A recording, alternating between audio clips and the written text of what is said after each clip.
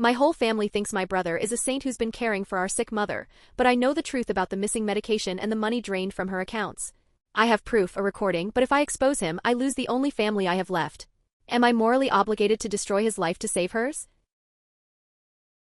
I returned to my abode ahead of schedule and overheard my partner chortling about her extramarital escapade, so I quietly departed without uttering a single syllable. I am a 27-year-old male and I had been in a cohabiting relationship with my girlfriend, or more accurately my former sweetheart, for just under 3 years. We shared a compact dwelling in the metropolitan center. My employment demanded extensive hours as a software architect for a burgeoning tech enterprise, the typical grind of late nights and unrelenting performance pressure, yet the compensation was sufficient to ensure our financial stability. My girlfriend, Kay, was concurrently completing her academic degree while holding a part-time position as a teaching assistant. Everything appeared unremarkable. I had no grounds to question the integrity of our bond. We experienced disagreements, as is natural for any couple, but nothing beyond the usual scope, or so I was convinced until the previous Tuesday. That day, I was relieved from my duties earlier than was customary. My supervisor had a scheduled meeting abruptly cancelled. I conceived the idea of delighting Kay with her preferred takeaway meal, possibly followed by an outing to a motion picture. It was one of those scarce evenings when we both possessed a window of opportunity for leisure. The preceding couple of months had been arduous. She was under immense pressure due to her final examinations, and I was completely submerged in professional obligations.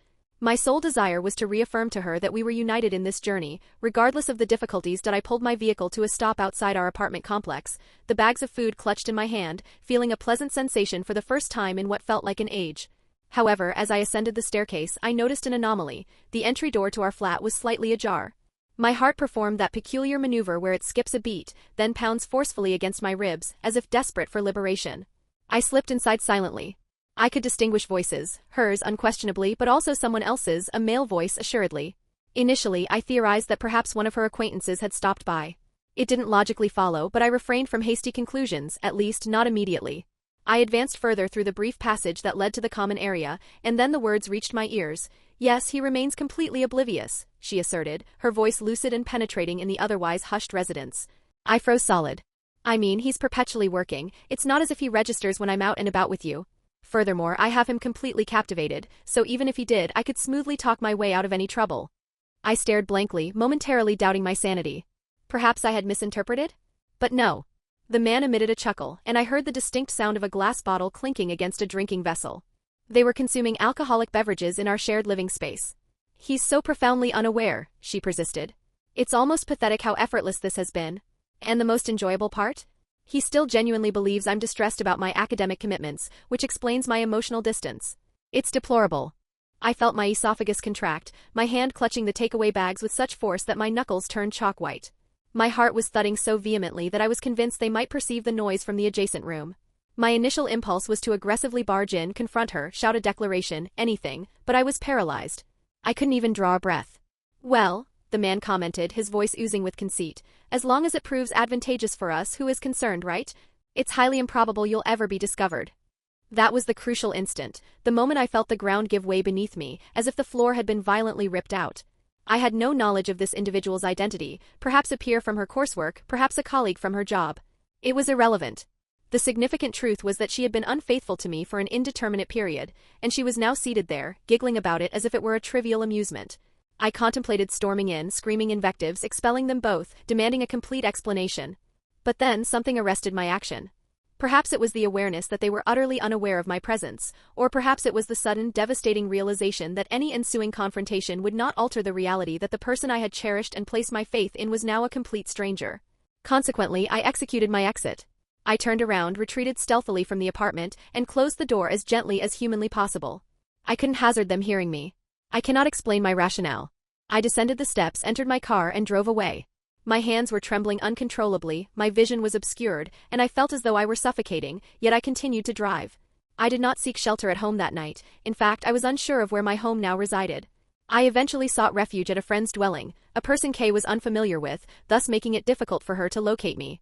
I simply collapsed onto his sofa without elaborating greatly, gazing upwards at the ceiling as my thoughts spiraled downwards into a cavern of profound despair. The aftermath and the ghosting. The following morning, I severed all digital contact with her: telephone, social networking platforms, electronic mail, every conceivable medium. I didn't even bother to disclose the justification for my departure. I wanted her to experience the precise sentiment I had endured for that fleeting fraction of a second when I heard her voice deriding me, as if I were a simpleton deserving of such treatment. I wanted her to fully grasp that I was irretrievably gone, that she could not rationalize her actions, that she couldn't manipulate her way out of the situation. The initial few days were utter disorder. She attempted to contact me a multitude of times, text messages, emails, relaying messages through shared acquaintances, even appearing without warning at my place of employment. My phone would vibrate incessantly with calls from unrecognized numbers she utilized to reach out. Every single communication commenced with perplexity, then evolved into profuse apologies, and ultimately desperation. "Why?" one message began. "Please let us engage in dialogue. I can provide a complete explanation." "It's not what you perceive. I am devoted to you." I refused to reply. I was incapable of responding, because how does one respond to a person who can so effortlessly betray them, only to then endeavor to distort the truth as if I had somehow misunderstood the very unambiguous act of treachery I had unintentionally witnessed? I was misunderstanding nothing, it was transparently clear. She wasn't merely physically cheating, she was publicly humiliating me behind my back. She harbored zero respect for me as an individual, as her life partner. More time elapsed. I continued to receive messages via our mutual contacts, inquiring about my whereabouts, relaying that Kay was completely distraught, weeping hysterically, and desperate to communicate.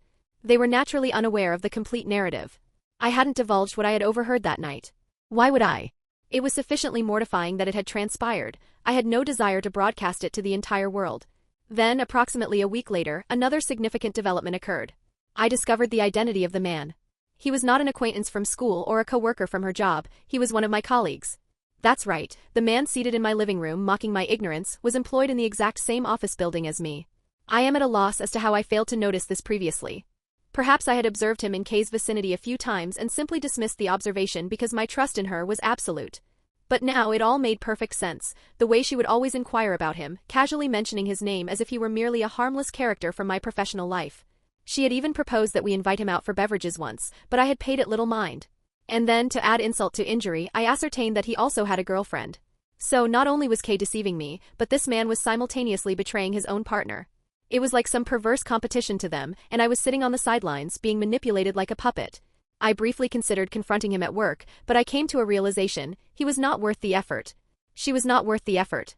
I was finished with both of them, and dragging the entire situation out into a massive theatrical confrontation would not provide me with any emotional satisfaction. It wouldn't alter what had transpired, and it wouldn't remedy the betrayal. A few days afterward, Kay appeared unannounced at my friend's apartment. She must have determined my location through our shared connections. She was pounding forcefully on the door, sobbing uncontrollably, pleading for me to open up. My friend sought my guidance on how to proceed. I instructed him to grant her entry. When she stepped inside, she looked utterly disheveled, mascara streaked across her face, eyes bloodshot and swollen, her hands trembling as if in a state of terror. I felt no compassion for her, not even the slightest degree. She commenced with the expected apologies, pledges that it was all a terrible oversight, that she was confused, that the other man held no significance, that it was merely a transient moment of frailty. But the more she spoke, the more I recognized that she was still engaging in manipulation, still attempting to dictate the narrative. She didn't even fully confess to the affair initially, instead offering phrases like, "It was not like that," and "I never intended to inflict pain upon you." Finally, I interrupted her monologue. "I heard everything," I stated, my voice eerily tranquil, even though my inner being was ablaze. "I was present that evening. You were unaware, but I was there, listening to you mock me." Her face lost all color and she fell silent. For a second I thought she might lose consciousness. She understood, she knew there was no viable escape route remaining. I rose to my feet, walked toward the exit and opened the door. "We are terminated," I announced. "There is nothing further to discuss." She attempted to object, tried to lunge toward me, but my friend interposed himself. She collapsed into tears right there in the hallway, imploring, wailing, vowing that she would never repeat the act, that she adored me. But I was finished. I had no emotional reserves left to expend on her. I left her weeping in that hallway and exited her life without so much as a backward glance. The ironic aspect is that, as heart-wrenching as it was in the moment, a peculiar sensation of liberation washed over me as I walked out that door, as if I had finally torn off a massive adhesive bandage that had been festering underneath. To be sure, there was intense, agonizing, soul-crushing pain, but the burden of all that deceit and shame had dissipated. I was no longer being deceived. I was done being the victim. Justice and moving forward. After that day, she ceased her endeavors. The calls, the texts, they gradually vanished. I believe she eventually understood that reconciliation was impossible. Perhaps she moved on to another individual, perhaps she descended into guilt and remorse. I do not know, nor do I care.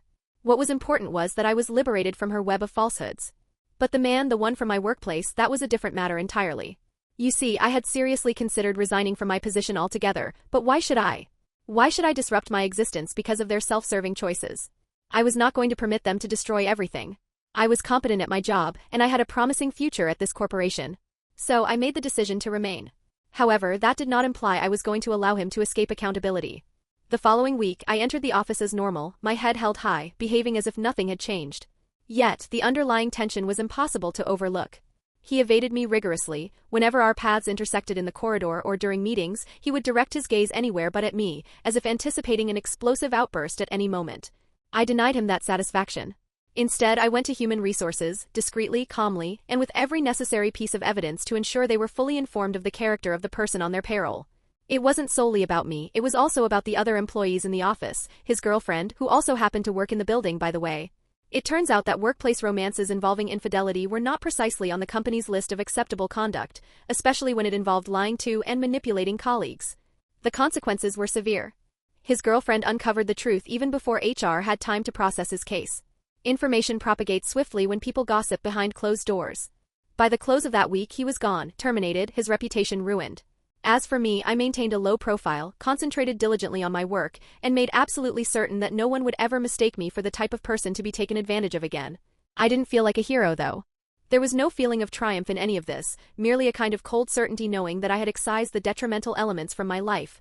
What astonished me most, however, was the relative brevity of the time it took to move beyond the incident. I had anticipated being plagued by case perfidy for months, perhaps even years. But after only a few weeks, the mental haze dissipated. I no longer felt like the jilted partner. I felt unburdened, I suppose, as though I had assimilated a crucial lesson about myself, about the limits of what I was prepared to endure from someone who was supposedly devoted to me. I realized that for a considerable duration I had been idealizing Kay. I had perceived her as this flawless companion, and I had deliberately overlooked all the warning signs. The evenings she would arrive home late with flimsy explanations, the times she would physically withdraw when I tried to be affectionate. I had disregarded it all because I refused to confront the truth, that our relationship had been irredeemably broken for an extended period, and I had been too blind to perceive it. I won't claim to have fully pardoned her or the other man. Perhaps I never will. But I have learned to release it, to direct my attention to the things I possess the power to control, such as my personal happiness. And yes, trusting others is more challenging now. It will likely require a substantial amount of time before I can completely rely on another person again, but that's perfectly acceptable. I will eventually reach that point. If there is one takeaway from this entire ordeal, it is that human beings can be extraordinarily self-centered, but they can also be remarkably resilient.